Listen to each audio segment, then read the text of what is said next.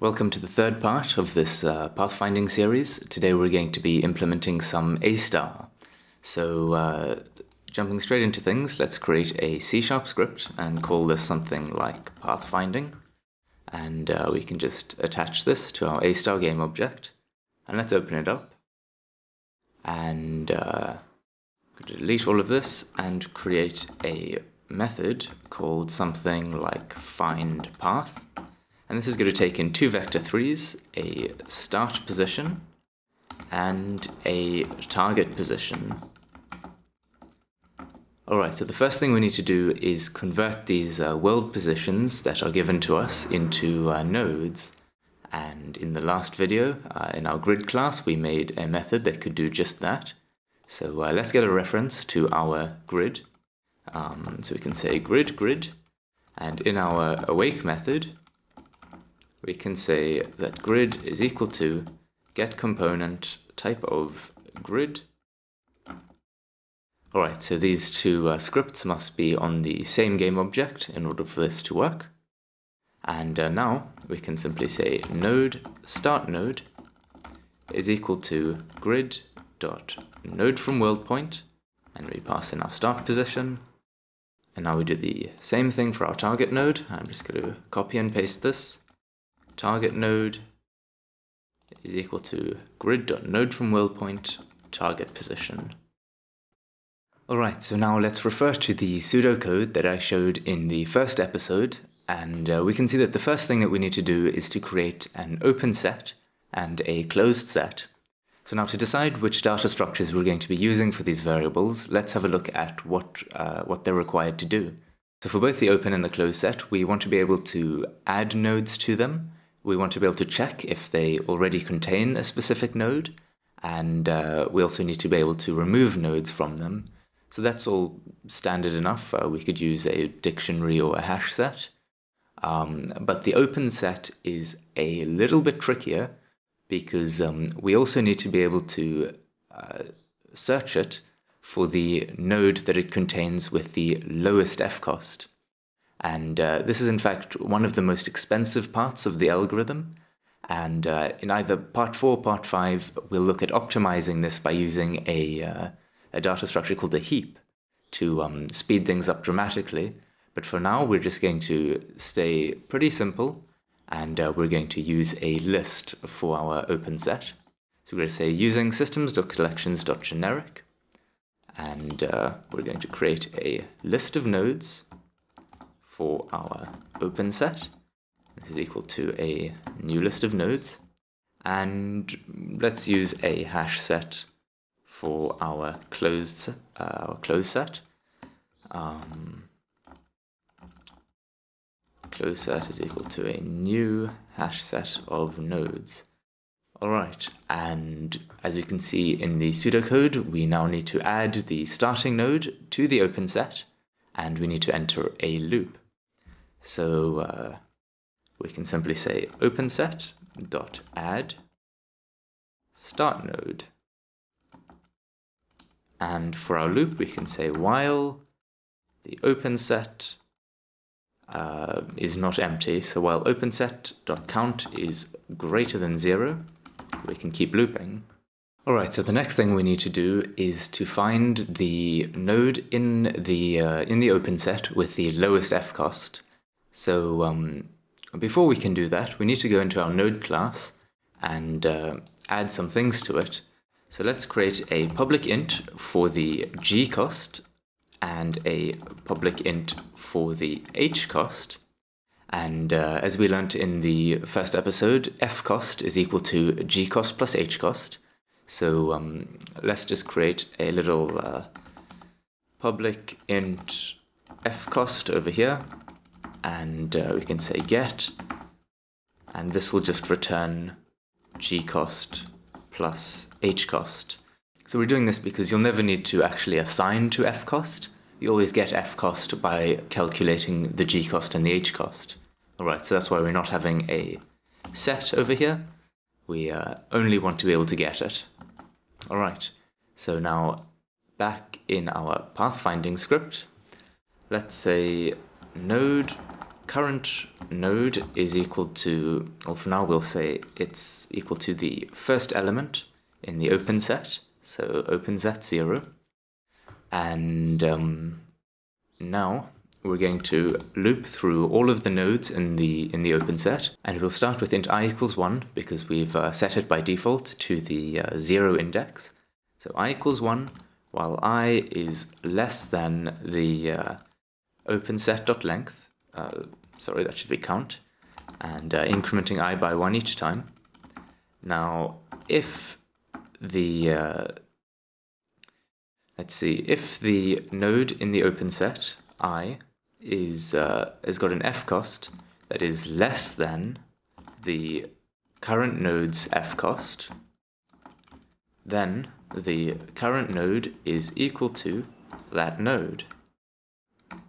And as we talked about in the first episode, if the two nodes have got an equal f cost, then we see which one is closest to the end node by comparing their h costs, and we take the one closest to the end node, of course. So we'll say, or if open set I dot f cost is equal to current node dot f cost, and open set I dot h cost is less than current node dot h cost, then we'll also set it to we'll also set the current node to that node. So this is obviously terribly unoptimized, but as I said, we'll be optimizing in either part 4 or part 5, depending on whether I have to split this into 2 parts or not. So now that we have the node in the open set with the lowest f cost, we need to remove it from the open set and add it to the closed set. So this is easy enough. Open set dot remove current node closed set dot add current node. And now, if the current node is equal to the target node, then we have actually found our path. So we'll just exit out of the loop. We'll just say return for now, and we'll come back to that. Otherwise, we need to loop through each of the neighboring nodes of the current node. So in order to do this, we're going to have to create a little method. Let's do this in the grid class. I think it makes most sense to have it there. We can have a public, we can't use an array because we don't know how many nodes are going to be neighbors to the node. I mean, usually there'll be 8, but if it's on an edge, for example, or in a corner, then it might be fewer. So let's use a list. So once again, we're going to have to use systems.collections.generic, and we'll create a public method which returns a list of nodes, and we can call this method simply getNeighbors, and we just pass in a node. What can we call this? Just node, I guess. So the first thing we need to know is where exactly is this node in our grid, in our 2D array of nodes. So the easiest way to do this is just to let our node actually keep track of its own position in the array. So let's give this a public int, and we can call it grid x, and a public int grid y, and we'll assign these in the constructor. So it'll take in an underscore grid x and an int underscore grid y, and we'll assign them here. Grid x equals underscore, oops, not a minus, and underscore grid x, and grid y is equal to underscore grid y. Okay, and we can set that when we're creating the new node. We'll just now pass in x and y. Alright, so now inside of our getNeighbors method, let's create a list a list of nodes, and we can call this neighbors. And we'll just set this to a new empty list of nodes. Okay, so now let's make a loop which basically is going to search in a 3x3 block. So we can say for int x equals -1, while x is less than or equal to 1, and we increment x by 1 each time. And we'll copy this, put it inside, and just change the x to a y. Now you can imagine if this is sort of relative to the node's position, we're searching in a 3x3 block around the node, and when x is equal to 0 and y is equal to 0, then we're in the center of that 3x3 block. So we want to skip that iteration because it's not a neighboring node, it is in fact the node that was given to us. So we say if x is equal to 0 and y is equal to 0, then we just say continue, which will just skip this iteration. Otherwise, what are we going to do? We're going to say that, let's create an integer check x, and this is going to be equal to the node's grid x plus x, and an int check y, which is equal to the node's grid y plus y. So now what we want to check is if this is actually inside of the grid. So we say if check x is greater than or equal to 0, and check x is less than our grid size x, which is the size of our array, and we did the same thing for the y. If check y is greater than or equal to 0, and check y is less than the grid size y, then we can add this node to the neighbor. So neighbors.add grid check x, comma check y. All right, and that is our little get neighbors method. All that's left to do now is, outside of the for loop, we want to return this list. So we say return neighbors. Okay, let's go back to the pathfinding. And now we can simply say for each node, which we can call neighbor, in grid.get neighbors, and we'll pass in the current node.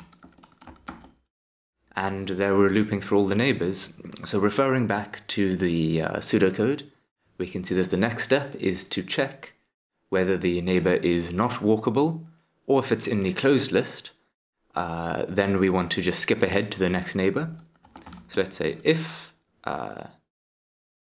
not neighbor.walkable, or if the closed set dot contains neighbor, then continue. Okay, so sooner or later we're going to have to be able to get the distance between any two given nodes. So let's create a little method for that. It will return an integer, and we can call it get distance. And our parameters will be two nodes. We can call it node A and I guess node B. Alright, so I'm going to draw a very quick diagram to help explain this distance thing.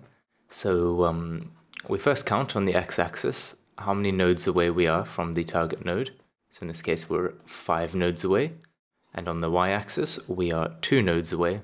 So now we take the lowest number, so we take the y-axis with 2, and that will always give us how many diagonal moves it will take to be either horizontally or vertically in line with the end node. So you can see here we just make 2 diagonal moves, and now we are in line with the end node. And now to calculate how many either vertical or horizontal moves we need, we just subtract the lower number from the higher number. So this will be 5 minus 2 to give us 3, and that is how many horizontal moves we need. So our equation for this would be 14, which is how much each diagonal move costs, as we talked about in part 1. 14y plus 10 multiplied by x minus y. And this is only in the case that x is greater than y. If y were to be greater than x, then this would be 14x plus 10 multiplied by y minus x.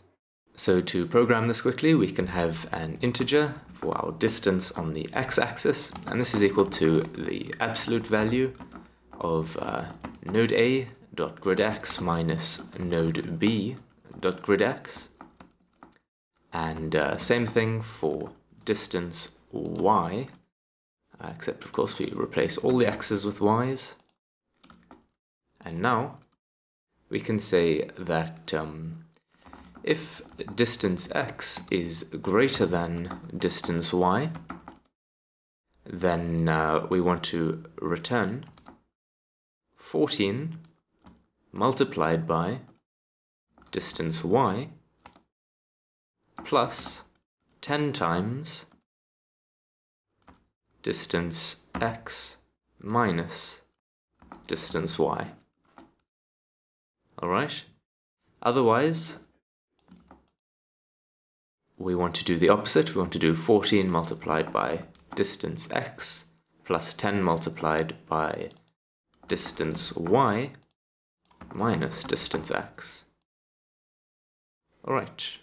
Okay, so let's take another look at our pseudocode, and we can see that what we need to do now is check if the new path to the neighbor is shorter than the old path, or if the neighbor is not in the open list, and then we're going to do a bunch of stuff. So let's create an integer for the new movement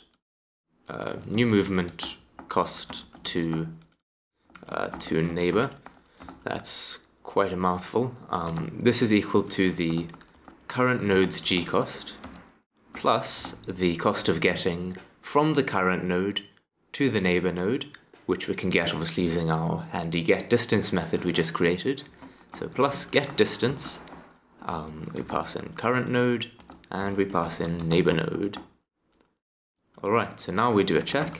If the new movement cost to neighbor is less than the neighbor node's current g cost, or if the neighbor is not currently in the open list, so if not openSet.contains neighbor, then let's look back at our pseudocode to see what we need to do. We need to set the f cost of the neighbor. So as we discussed earlier, we don't simply set the f cost, we calculate the g cost and the h cost. So g cost, well, we say neighbor.g cost is equal to, and we just calculated its new g cost, the new movement cost to neighbor, and neighbor.h cost is equal to, and if you remember from the first video, we calculate that as the distance from the node to the end node, so we'll use getDistance once again from the neighbor node to the end node. What did we call it? The target node. There we go. Not target position, target node. Alright, and then we want to set the parent of the neighbor to the current node. Currently, node does not have a parent variable, so let's go into the node class and create that. We'll make a public node parent, and now in the Pathfinding class we say neighbor.parent is equal to the current node. So the last thing that we need to do is check if the neighbor is not in the open set, and if it's not, then we'll add it to the open set. So over here we can say if not openSet.contains neighbor, then openSet.add neighbor. Alright, so at this point, in theory, our findPath method should work. What we need to do now is, once we found the target node, so if current node is equal to target node, we're currently just exiting out of the loop, but we first need to retrace, using the parents, we need to retrace our steps to get the path from the start node to the end node. So let's create a little void method here called something like retrace path, and this will take in a node start node and the node end node. And now before we exit out of the loop, we can call retrace path, and we'll give it the start node and the target node.